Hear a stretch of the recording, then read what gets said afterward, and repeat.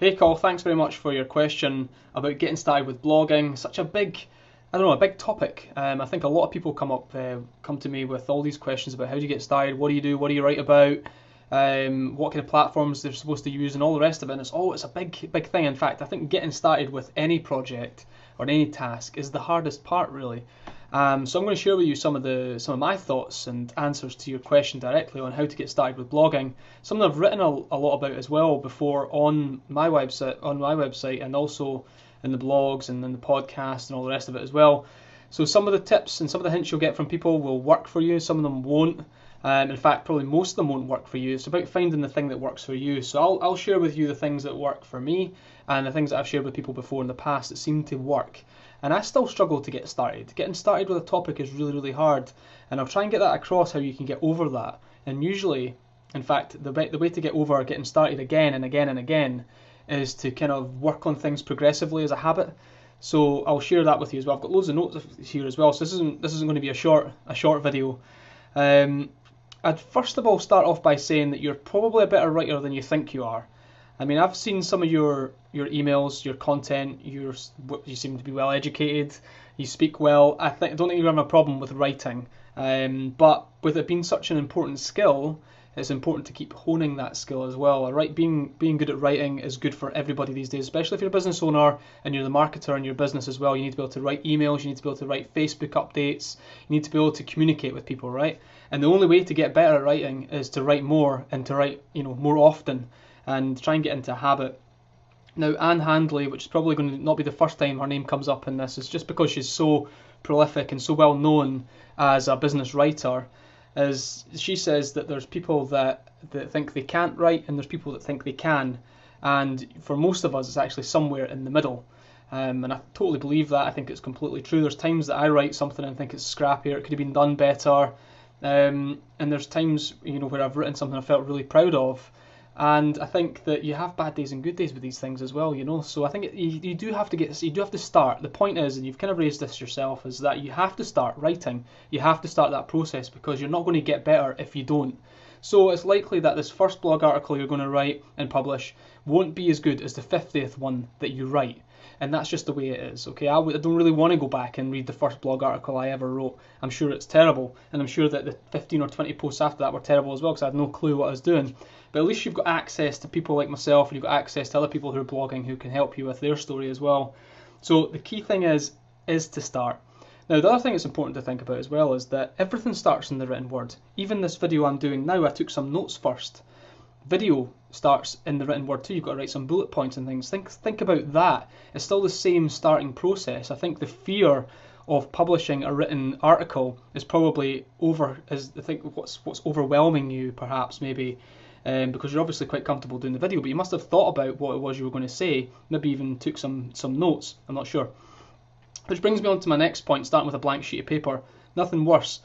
What I used to do was dictate a lot of content. I still do dictate a lot of content, but it's done slightly differently now. I did used to sort of in the car, I would dictate a lot, have it transcribed, sent to me in a document, and then from there I would edit it and put it into a blog article.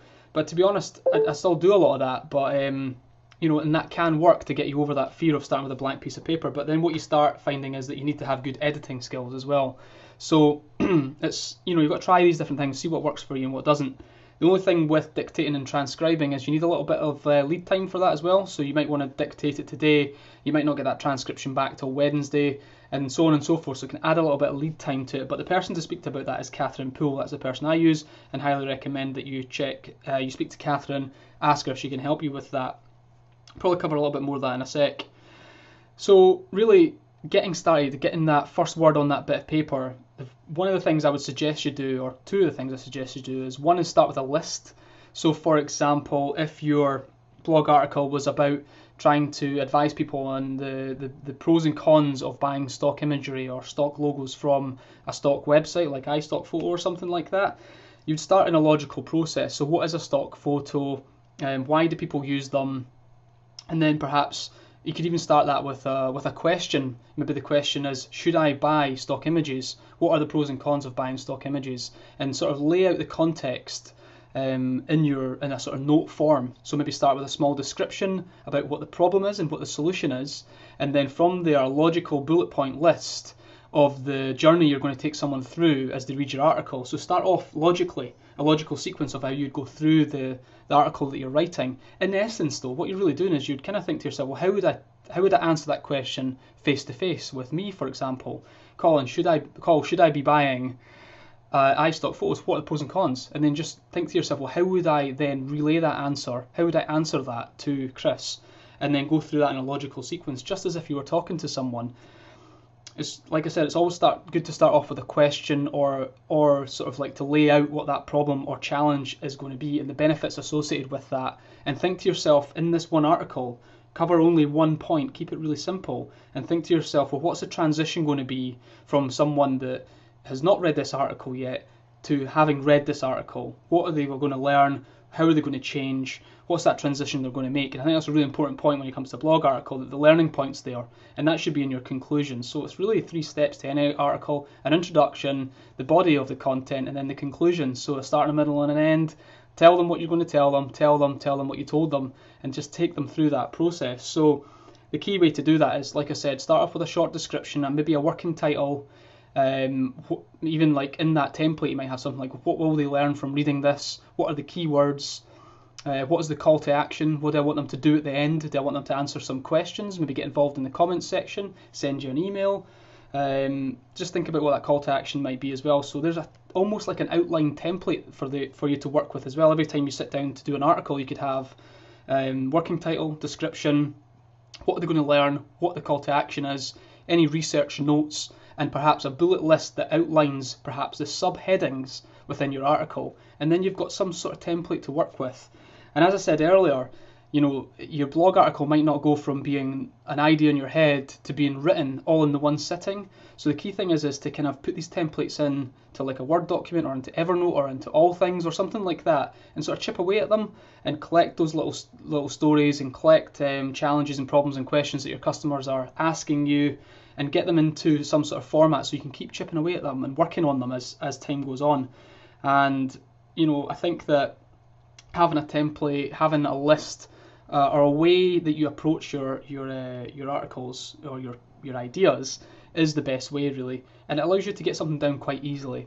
Now I noticed that Steve McGowan mentioned the ugly first draft in one of the forums. I think it's a really good thing to understand. It's quite interesting because I never knew about the ugly first draft. I never had a name for it, but I was creating them. And the key thing there is to just realise that when you make your first draft, it's going to be full of holes. You're going to have spelling mistakes, grammatical errors. It's going to be all over the place. It's not going to make any sense, and that is fine because no one is going to see that draft. You're going to go away, and then you're going to come back to that maybe a day later, maybe 2 days later, and you're going to edit that, and then you're going to send it to your proofreader who's going to read it for you, which we're going to talk about in a second. And that ugly first draft is a real thing, and you have to treat it like that as well. So the best thing you can do is to take your idea and go bleh, and spew it onto your notepad or into Evernote or whatever it is you happen to be using to write your article. And that ugly first draft will become your blog article eventually, but it has to start off somewhere. It comes back to the original point.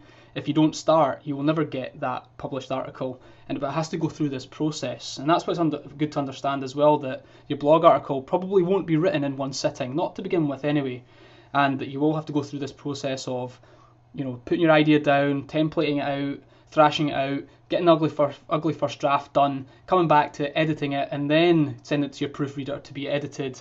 Now, proofreading is absolutely essential. You mentioned grammar and spelling, essential. There can't be spelling mistakes, although there probably will be, but there can't be. You have to check all these things. Grammar is really, really important, and what I'd say on that is that I think spelling is more important than grammar, but they're both quite important. With grammar in mind, there are apps like the Hemingway app and things like that can help with your grammar, but at the same time, I wouldn't overcomplicate it to begin with. Just make sure that it makes sense. So, for example, when I get mine proofread, I get mine proofread by my mum or Andrea, my wife, or Tammy, and they're both really picky. Which is great for me, but the one thing is that Andrea and my mum aren't marketers, so if they read what I've written and they get it and they understand it, then that's a good sign that what I've written is clear. And that's probably more important than anything, that your writing is clear. Spelling is essential, like I said, but there's clarity in your writing. So keep things short sentences. Don't use jargon. Keep the words sort of like within the main sort of vocabulary for people to understand. Use lists, bullet lists, and number lists to make it really easy for people to understand and to consume it, to learn. Use subheadings and short paragraphs. Just keep it short. And one of the rules that I learned a long time ago from Chris Brogan actually was to speak to people like they're 6 years old. And that's not to patronize people, but to just keep things really like short and snappy. Use like normal language. And it doesn't have to. You don't have to sound smart. You don't have to come off as being intelligent or clever. You're just trying to get a message across to someone. You're trying to teach them something, and just keep it simple. With regards to length, it just needs to be as long as it needs to be, really, to be honest, your article, or as short as it needs to be. So brevity is important, keeping it as short as it needs to be, so you're not taking up too much time, you're not waffling. But that would be what I would say, is just like have a template, structure it out, thrash the idea out, write out your ugly first draft, and then go from there. And then hit the publish button. The key thing is to get that article out there. It's not set in stone. I've published articles before. In fact, I published one yesterday, and then this morning I got up and had like a notion I wanted to change the headline, and I wanted to change some of the other things in there. I ended up changing a little bit up through the paragraphs as well.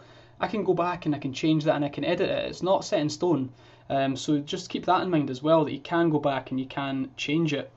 So, that's kind of my tips. Write the way you speak. Write to people in a clear language. Understand that there's a process for your ideas. I mean, I've been writing some articles for months that have never been published because I'm still sort of like thinking about it and trying to get the ideas down. But the key thing is to start the idea. So the idea is there, the description, and that's sort of like that seed is planted in my head. And I think that's really how you're going to get started. I don't know if that helps you. Let me know if you've got any further questions on anything that I've covered. And I look forward to reading your first blog article. Like I said, you're probably a better writer than you think you are. I think you're probably it's a perceived barrier, and just get started. Just make that start. And if I can help any further, let me know. Don't forget to be awesome.